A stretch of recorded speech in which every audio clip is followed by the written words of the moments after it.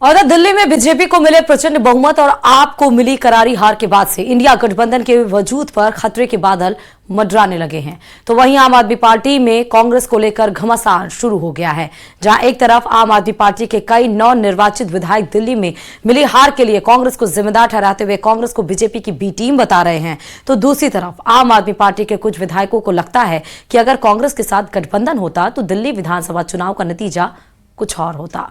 देखिए रिपोर्ट।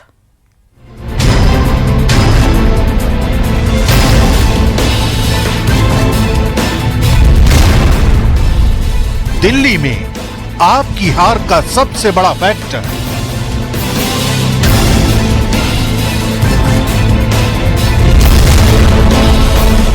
कांग्रेस ने छोड़ा साथ, दिल्ली में बिगड़ गई बात।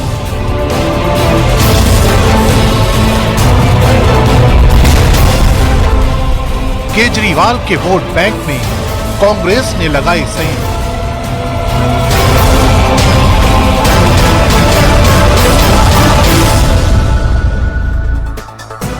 ये तस्वीर दिल्ली के मालवीय नगर विधानसभा की है, जहां कांग्रेस के हारे हुए कैंडिडेट जितेंद्र कोचर को बीजेपी के कार्यकर्ता कंधे पर उठाकर जश्न मना रहे हैं। तस्वीरें सोशल मीडिया पर वायरल है। कांग्रेस उम्मीदवार जितेंद्र कोचर मालवीय नगर में तीसरे नंबर पर आए। इस सीट पर बीजेपी के सतीश उपाध्याय ने आपके सोमनाथ भारती को 2131 वोटों से शिकस्त दी है, जबकि कांग्रेस उम्मीदवार जितेंद्र कोचर को यहां 6770 वोट मिले। मतलब अगर कांग्रेस यहां मैदान में नहीं होती तो नतीजा कुछ और भी हो सकता था, और यही बात आम आदमी पार्टी के दूसरे नेता भी कह रहे हैं। अब देखिए, मेरी विधानसभा है। मेरी विधानसभा में कांग्रेस के कैंडिडेट खड़े थे, लेकिन कांग्रेस के और लीडर हैं, वो किसको चुनाव लड़ा रहे थे? पतंग को। तो कांग्रेस के जो लोग हैं, कांग्रेस ही हमें चुनाव हराने के लिए चुनाव लड़ रहे थे, आम आदमी पार्टी को हराने के लिए चुनाव लड़ रहे थे। वो अपने आप को जिताने के लिए लड़ ही नहीं रहे थे। बिल्कुल, मैं तो अपने मंचों पे कहता था कांग्रेस दिल्ली के अंदर वोट काटने का काम कर रही है, और उसका नतीजा कई सीटों पे देखने को मिला भी है। देखिए, मेरे हिसाब से गठबंधन होना भी चाहिए था, और मगर ऐसा मुझे लगता है कि कांग्रेस की कुछ डिमांड ज्यादा थी।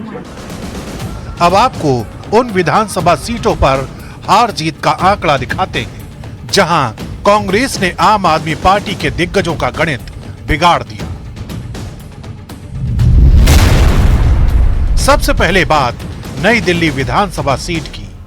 इस सीट पर अरविंद केजरीवाल को बीजेपी के परवेश वर्मा ने 4089 वोट से हराया, जबकि तीसरे नंबर पर रहे कांग्रेस के संदीप दीक्षित को यहां 4568 वोट मिले। यानी अगर कांग्रेस 7 चुनाव लड़ती तो यहां नतीजे अलग हो सकते थे। जंगपुरा विधानसभा सीट पर बीजेपी के तरविंदर सिंह मारवा ने सिर्फ 675 वोट के अंतर से मनीष सिसोदिया को हराया, जबकि यहां कांग्रेस को 7350 वोट मिले। ग्रेटर कैलाश विधानसभा सीट पर बीजेपी के शिखा रॉय ने महज 3188 वोट से आपके सौरभ भारद्वाज को मात दी, जबकि यहां कांग्रेस को 6711 वोट मिले।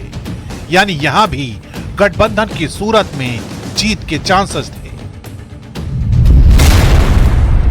यही हाल तीमारपुर, बादली, नांगलोई जाट, मादीपुर, राजेंद्र नगर, कस्तूरबा नगर, महरौली, छतरपुर, संगम विहार और त्रिलोकपुरी विधानसभा में भी देखने को मिला।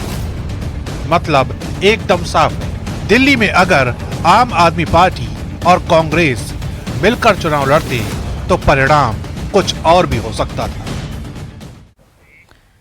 दिल्ली विधानसभा चुनाव में बीजेपी की बम्पर जीत के बाद अब सीएम के चेहरे पर अटकलें तेज हो गई हैं। खबर यह है कि सीएम की रेस में परवेश वर्मा, मोहन सिंह बिष्ट, आशीष सूद, सतीश उपाध्याय, रेखा गुप्ता, विजेंद्र गुप्ता के नाम आगे हैं।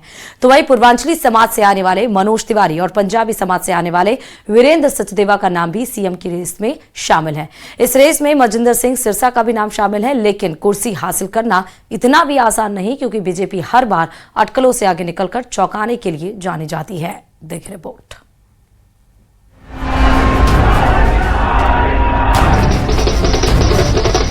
चुनावी मेहनत के बाद अब बीजेपी में वक्त मुख्यमंत्री के नाम पर मंथन का है। दावेदार कई हैं, लेकिन पार्टी का पुराना पैटर्न बताता है कि आखिरी वक्त पर कोई भी नाम चौंका सकता है। बीजेपी ने फिलहाल संकेत तो कोई नहीं दिए, लेकिन सूत्र बताते हैं कि बम्पर जीत के बाद सीएम पद के दावेदारों की भी लंबी कतार है, जो शुरू होती है नई दिल्ली से आप सुप्रीमो अरविंद केजरीवाल को हराने वाले परवेश वर्मा से। जाट समाज से आने वाले कद्दावर नेता की पहचान रखने वाले परवेश वर्मा के पिता साहिब सिंह वर्मा भी दिल्ली के मुख्यमंत्री रह चुके हैं। अगर बीजेपी ने नई रणनीति को ध्यान में रखते हुए चेहरा चुना तो बड़े सिख चेहरों में शामिल मनजिंदर सिंह सिरसा की बल्ले बल्ले हो सकती है। दिल्ली सिख गुरुद्वारा कमेटी के पूर्व अध्यक्ष सिरसा के जरिए बीजेपी पंजाब के लिए नया प्लान तैयार कर सकती है। महिला दावेदारों में रेखा गुप्ता सबसे मजबूत नजर आती हैं। एमसीडी की काउंसलर के तौर पर प्रशासनिक तजुर्बा और महिला मोर्चे की राष्ट्रीय उपाध्यक्ष रहते संगठन का कामकाज देख चुकी हैं। बीजेपी की दिल्ली जीत में पूर्वांचल समाज का बड़ा रोल रहा है, इसलिए अगर पार्टी ने इस समाज से कोई दावेदार चुना तो पूर्व प्रदेश अध्यक्ष सतीश उपाध्याय का दांव लग सकता है। उनके पास एनडीएमसी में बतौर उपाध्यक्ष काम करने का भी अनुभव है। हालांकि इसी समाज से आने वाले मनोज तिवारी भी मजबूत दावेदार माने जा रहे हैं। प्रदेश अध्यक्ष का जिम्मा संभाल चुके मनोज तिवारी के जरिए इसी साल होने वाले बिहार विधानसभा चुनाव के लिए दिल्ली से मैसेज दिया जा सकता है। सीएम पद की रेस में एक नाम जनकपुरी से जीतने वाले आशीष सूद का भी है। पंजाबी चेहरे के तौर पर पार्टी उन पर दांव खेल सकती है। आशीष सूद के पास संगठन का तजुर्बा तो है ही, साथ में उन्हें सेंट्रल लीडरशिप का भी करीबी माना जाता है। दिल्ली की कुल आबादी में पंजाबी समाज का एक बड़ा हिस्सा है, इसलिए पूर्वांचली के साथ साथ पंजाबी चेहरे को लेकर भी बड़ी सुगबुगाहट है। और इस कतार में एक बड़े दावेदार बीजेपी के मौजूदा प्रदेश अध्यक्ष वीरेंद्र सचदेवा का नाम भी शामिल है। इस जीत में उनकी भी बड़ी भूमिका मानी जा रही है।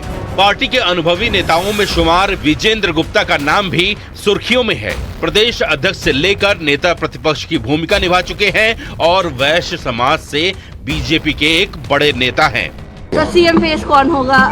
देखिए, हमारे लिए ये विषय गौण है। हम पहले भी कह चुके हैं, भारतीय जनता पार्टी का कार्यकर्ता मुख्यमंत्री बनेगा, केंद्रीय नेतृत्व तय करेगा इसको। इस लिस्ट में एक दावेदार ऐसा भी है जिसने चुनावी नतीजों से सबको हैरान कर दिया। ये है मुस्तफाबाद से जीतने वाले मोहन सिंह बिष्ट। करावल नगर से बदलकर पार्टी ने मुस्लिम बहुल मुस्तफाबाद में उतारा इन्हें और मोहन सिंह बिष्ट ने यहाँ बड़ी जीत हासिल कर दी, इसलिए उनका नाम भी रेस में शामिल है। नाम कई हैं, लेकिन एक हकीकत ये है कि बीजेपी आसानी से पत्ते नहीं खोलती और एमपी, राजस्थान, हरियाणा के हालिया फैसले बताते हैं कि सरप्राइज पैकेज में किसी की भी लॉटरी लग सकती है।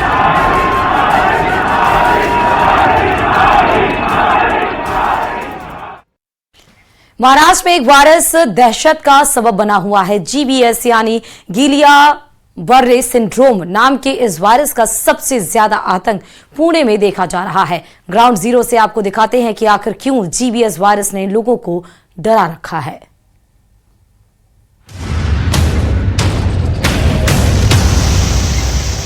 लोग सहमे हुए हैं,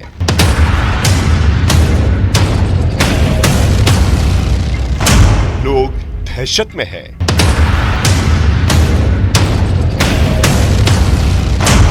इनकी जिंदगी पर मौत का साया मंडरा रहा है।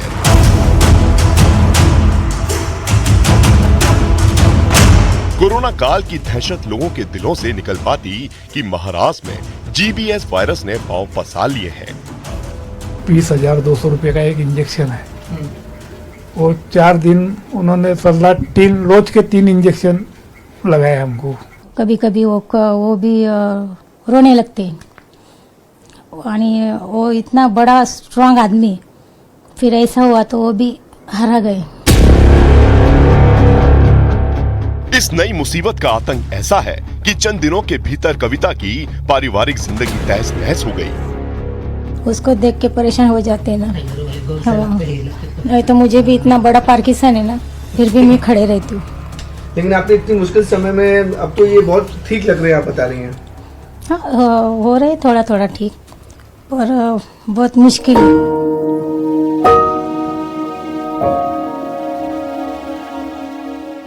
जीबीएस वायरस ने मौत का जाल पुणे के खड़गवासला इलाके में बिछा रखा है। 80 से ज्यादा मरीज सिर्फ इसी इलाके से हैं। इसलिए न्यूज 18 इंडिया की टीम ग्राउंड जीरो पर पहुंच गई। 59 साल के किशोर राणे उसी वायरस की वजह से अब लाचारी की जिंदगी बिताने को मजबूर है। उनके शरीर को लकवा मार चुका है। रविवार को क्या हुआ, मैं सवेरे उठा, मेरे छोकरा ड्यूटी पे गया था, मैं पेशाब करने गया तो चड्डी ऊपर नहीं जा रही थी, दोनों हाथ मेरे काम नहीं कर रहे थे। फिर जब तक लड़का आ गया ड्यूटी पर से, फिर उसको बताया मैंने कि भाई मेरे दोनों हाथ काम नहीं कर रहे। इसने तुरंत डॉक्टर को, खड़गवासले के डॉक्टर को फ़ोन किया। फिर उन्होंने बताया कि तुम जल्दी आ जाओ बोले इधर। फिर वहाँ हम एडमिट हुए। मुझे बाद उनके पास चेक करने के लिए गए, तो जाने के बाद वहाँ एक पाँव चलना बंद हो गया मेरा। जीबीएस वायरस का अटैक कितना खतरनाक है, इसे समझने के लिए हेमंत राणे से वो वाकया सुनिए जब इनके पिता को वायरस ने अपने शिकंजे में कसना शुरू किया। 16 तारीख तो बहुत अच्छे थे, 16-17 तक घूमने भी जाते थे, लेकिन 18 तारीख को जो दबाव देने की जो मशीन रही थी ना, उसका जो लिक्विड खोलते समय उनको पता चला कि मेरा जोर नहीं लग रहा, तो मैं ड्यूटी पे चला गया रात को 11 बजे। फिर सुबह आए तो बोले कि मेरे दोनों हाथ भी काम नहीं कर रहे। फिर मेरे घर पे आके जब बोला उन्होंने, तो मैंने मेरा चाबी का जो गुच्छा उनके हाथ में दे के दिया, वो गुच्छा भी नीचे गिरा। तो मैं तुरंत डॉक्टर को फ़ोन करके उनका इलाज चालू किया, और हॉस्पिटल में जाके वो एक पाँव भी बन गिरा उनका थोड़ी देर के बाद। यानी पूरा बॉडी काम करना छोड़ दिया उनका। फिर सोमवार के दिन उनका एमआरआई वगैरह, ब्रेन का एमआरआई वगैरह सब निकाला, और रिपोर्ट भी नॉर्मल है। फिर न्यूरोलॉजिस्ट के पास गए हम, तो उन्होंने बताया कि आपको ऐसा ऐसा हो रहा, आपकी जो नस है वो डैमेज हो रही, तो आप बड़े हॉस्पिटल में एडमिट हुए। फिर हम बाड़ेर में मणिपाल हॉस्पिटल है, वहाँ पे एडमिट हुए, तो उन्होंने रिपोर्ट निकाला पूरा, वो भी रिपोर्ट नॉर्मल है। फिर उन्होंने कमरे के मनके में से 10 ml पानी निकाला, वो पानी का रिपोर्ट आया कि आपको ऐसा ऐसा जीबीएस हो गए। इस वायरस का न सिर्फ प्रभाव बेहद घातक है, बल्कि बेहद महंगा है। फिर रविवार को क्या हुआ, मैं सवेरे उठा, मेरे छोकरा ड्यूटी पे गया था, मैं पेशाब करने गया तो चड्डी ऊपर नहीं जा रही थी, दोनों हाथ मेरे काम नहीं कर रहे थे।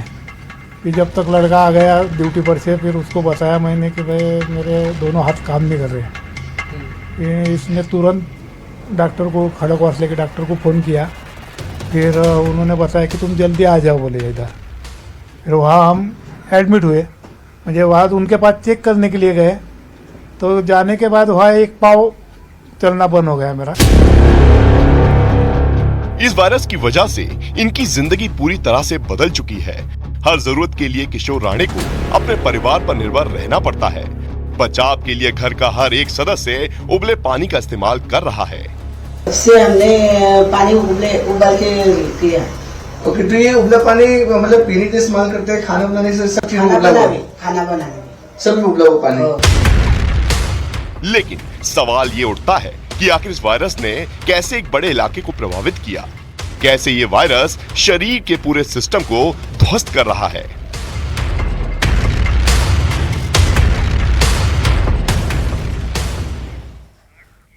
और चलिए अब आपको दिखाते हैं कि कैसे जीबीएस वायरस से जुड़े कई सवाल बेहद परेशान करने वाले हैं, और वो इसलिए क्योंकि यह मरीज के शरीर के पूरे नर्वस सिस्टम को हिला देता है।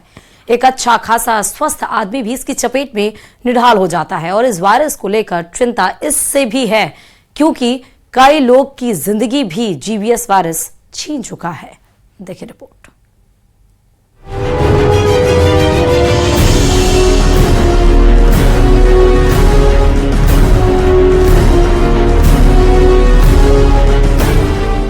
जीबीएस वायरस सीधे नसों पर हमला करता है, जिसका नतीजा ये होता है कि मरीज का शरीर पैरालाइज्ड हो जाता है। खड़गवासला से कुछ ही दूरी पर रहने वाले संतोष कोतलकर भी इसी वायरस का शिकार हुए हैं। अब तक 166 से ज्यादा मरीज इस वायरस की चपेट में आ चुके हैं। 5 मरीजों की मौत हो चुकी है। जो भी इस वायरस का शिकार हो रहा है, उसमें एक ही लक्षण पाए जा रहे हैं। डराने वाली बात यह है कि ये शरीर को लाचार कर देता है। लेकिन आखिर खड़कवासला में ही क्यों इस वायरस के सबसे ज्यादा मामले सामने आ रहे हैं, ये समझने के लिए जब जांच की गई तो पता चला कि ऐसा कुआं है जिसका पानी प्यूरिफाई न होकर सीधे गांव तक पहुंच रहा है। इलाके के लोग उसी कुएं का पानी पी रहे हैं। जांच में पता चला कि पुणे के खड़कवासला डैम से जो पानी आता है वो एक कुएं में जमा होता है। कुएं में जमा होने के बाद वो आसपास के इलाकों में जाता है। इस समय न्यूज़ 18 इंडिया उस जगह पे मौजूद है जहां पर जीबीएस वायरस के सबसे ज्यादा मरीज पाए गए हैं और महाराष्ट्र सरकार और हेल्थ मिनिस्ट्री भी ये बोलती है और ये मानती है कि एक कुएं की वजह से जो पानी है वो दूषित हो चुका है, जिसकी वजह से जीबीएस के मामले लगातार इसी इलाके में बढ़ रहे हैं। हम भी उसी बात से परेशान है कि यहाँ पे ज्यादा पेशेंट क्यों मिल रहे हैं। वैसे भी ये बीमारी पुरानी है, लेकिन ज्यादातर मामले इसी इलाके में क्यों है। तो म्युनिसिपल कॉर्पोरेशन ऐसे बोल रहे हैं कि पानी से वो सब हो रहा है। तो जो पानी डैम से आता है, डैम से सीधा कुआं में जाता है, कुएं में से थोड़ा सा कुछ ट्रीटमेंट करके वो लोगों को जाता है। यहाँ पे 4 गांव उसके ऊपर कुएं के ऊपर निर्भर है। वो पानी वहाँ से आने की वजह से, दूषित पानी पीने की वजह से यहाँ के पूरा इलाके में वो छा गया है। लेकिन इतना क्यों छा गया है, यही हमारा क्वेश्चन म्युनिसिपल कॉर्पोरेशन को है कि इतना क्यों हो रहा है, उसका हमें उत्तर चाहिए जो अभी तक उन्होंने नहीं दिया है। इस समय न्यूज़ 18 इंडिया की टीम जो है वो पुणे के नांदेड़ गांव में है और नांदेड़ गांव में जो ये कुआं मेरे पीछे देख रहे हैं, इसी कुएं में बताया जा रहा है कि जो बैक्टीरिया है वो काफी ज्यादा था और इसी बैक्टीरिया वायरस की वजह से जिन जिन लोगों ने इस कुएं के पानी का इस्तेमाल किया वो जीबीएस वायरस की चपेट में आ गए। जीबीएस वायरस ने जोर पकड़ा तो प्रशासन अलर्ट मोड में आया। न सिर्फ इस कुएं को ढका गया बल्कि क्लोरीन डालकर पानी को प्यूरिफाई किया जा रहा है। आपसे जानना चाहेंगे कि किस तरीके की मेंटेन और नजर आप लोग रखते हैं मैम? यहाँ पे शिफ्ट वाइज जेई अपॉइंटेड है टेक्निकल चीज़ों के लिए। सब वो टेस्टिंग करते रहते हैं हमेशा और वो एक नोट करके रखते हैं कि सब क्लोरीन कंटेंट कितना है पर आवर बेसिस पे। इतना हम करते हैं निगरानी यहाँ पे। क्योंकि मैम ये सब लोग शिफ्ट में रहते हैं कि ऐसे कैसे शिफ्ट वाइज कैसे रहते हैं? शिफ्ट वाइज डे में 3 जेई अपॉइंटेड होते हैं। 8 आवर्स की ड्यूटी होती है उनकी।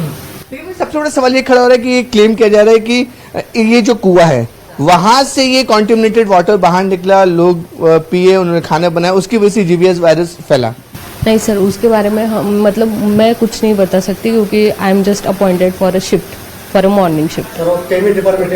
लेकिन सर अभी पीएमसी से हो? हाँ, हम सर हम टेक्निकल इलेक्ट्रिकल है, इलेक्ट्रिकल। हाँ, तो आपको है ना इसके बारे में ना आप केमिकल डिपार्टमेंट के लोग ये बता सकते हैं। सरकार की तरफ से भी ये दावा किया गया है कि नांदेड़ गांव का ये कुआं ही वायरस का एपिसेंटर है, क्योंकि जितने भी लोग जीबीएस वायरस की चपेट में आ रहे हैं वो इसी कुएं का पानी इस्तेमाल कर रहे हैं। जीबीएस जिस तरह से पूना में फैला हुआ था उस पर काफी तरह से हम लोगों ने रोक किया है। जिस तरह से पहले पेशेंट्स मिल रहे थे उसमें बहुत अच्छी तरह से सुधार हो रही है। और आज अगर देखेंगे आप तो जो पेशेंट 9 जनवरी को शुरुआत हुई थी, अब आप देखेंगे तो बहुत अच्छी तरह से सुधार हो रहा है उसमें। महाराष्ट्र सरकार की तरफ से एसओपी जाहिर की गई है कि जिसमें सभी नागरिकों को अपील किया है कि अच्छी तरह से जो कुछ हेल्थ डिपार्टमेंट की जो हम लोगों ने अपील की है उसका पालन करें। अब ये समझते हैं कि आखिर वायरस फैलता कैसे है। एक्सपर्ट्स बताते हैं कि जीबीएस का शिकार इंसान तब होता है जब वो गंदा पानी या गंदा खाना खाता है। ये वायरस जब मरीज को अपने शिकंजे में लेता है तब मरीज के पेट में दर्द होता है और उसका पेट खराब हो जाता है। धीरे धीरे वायरस शरीर की नसों तक पहुंच जाता है, जिस वजह से मरीज को पैरालिसिस का अटैक पड़ता है। यही वजह है कि डॉक्टर सावधानी बरतने की हिदायत दे रहे हैं। जीबीएस वायरस ये वायरस नहीं है, एक्चुअली एक बीमारी है। ये जीबीएस बीमारी से डरने की बात नहीं है। अगर आप जल्दी से जल्दी उसका पता चले, कोई भी अपने को समझो डायरिया होता है, डिसेंट्री होता है या सर्दी खांसी जुकाम होता है, पहले जीबीएस ऐसा यानी ऑलमोस्ट फर्स्ट टाइम हुआ है ऐसे नहीं है। हमारे पास थ्रू आउट ईयर इसके केसेस है, करीबन 1 से 3 तक केसेस हर महीने हमारे पास आते हैं। जीबीएस कोई नया वायरस नहीं है, इसका एक बेहद पुराना अतीत रहा है। यही वजह है कि इस वायरस को लेकर प्रशासन अलर्ट है। बहुत स्वागत है आपका देश दुनिया में। मैं हूं आपके साथ श्रुति श्रीवास्तव। चलिए खबरों में बढ़ते हुए बताते चले कि कर्नाटक के बेंगलुरु में आज से एरो इंडिया 2025 की शुरुआत हो चुकी है। 14 फरवरी तक चलने वाले इस एयर शो की थीम है the runway to a billion opportunities. दुनिया भर के देश इसमें हिस्सा ले रहे हैं। खास बात यह है कि इस एयर शो के दौरान भारत के एयर चीफ ने तेजस के जरिए उड़ान भरी और इस दौरान उनको पायलट थे देश के आर्मी चीफ। देखिए रिपोर्ट।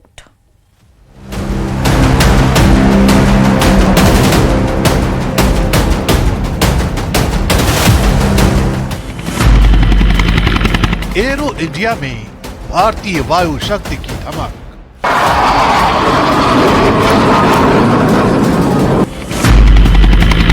आसमान में स्वदेशी तेजस की गूंज।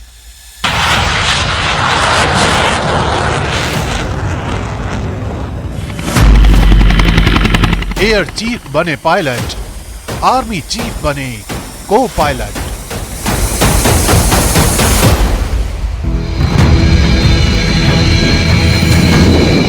ये देश की वायु शक्ति की नुमाइश है।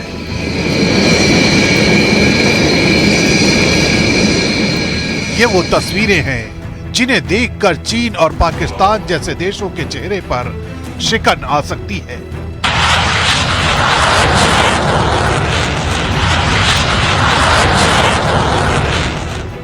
क्योंकि स्वदेशी फाइटर तेजस में भारतीय वायुसेना प्रमुख air chief marshal AP Singh pilot की भूमिका में हैं, जबकि थल सेना प्रमुख जनरल उपेंद्र द्विवेदी पिछली सीट पर को पायलट की भूमिका में। देश की सैन्य शक्ति की कमान संभालने वाले अधिकारी अमूमन सुरक्षा के लिहाज से एक साथ एयरक्राफ्ट में सफर नहीं करते, लेकिन बेंगलुरु के यलहांका एयरबेस पर यह परंपरा बदल दी गई और स्वदेशी तेजस के जरिए उड़ान भरी गई।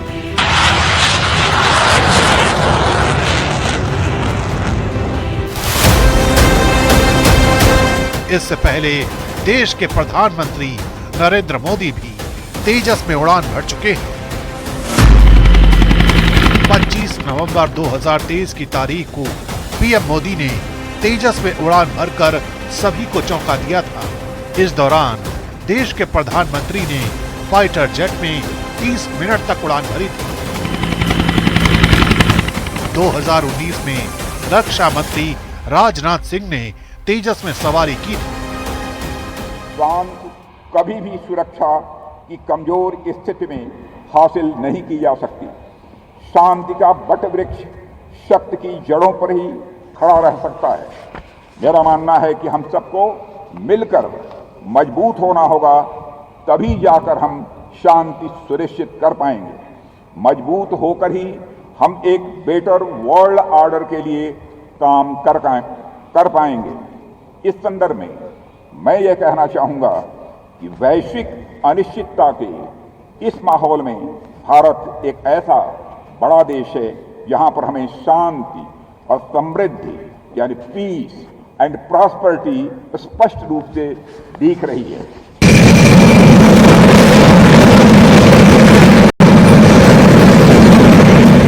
बेंगलुरु के आसमान में एरो इंडिया का यह एयर शो 14 फरवरी तक चलने वाला है। इसमें दुनिया भर के लड़ाकू विमान हिस्सा ले रहे हैं। The runway to a billion opportunities की थीम वाला ये एयर शो एरो इंडिया का 15वां संस्करण है। और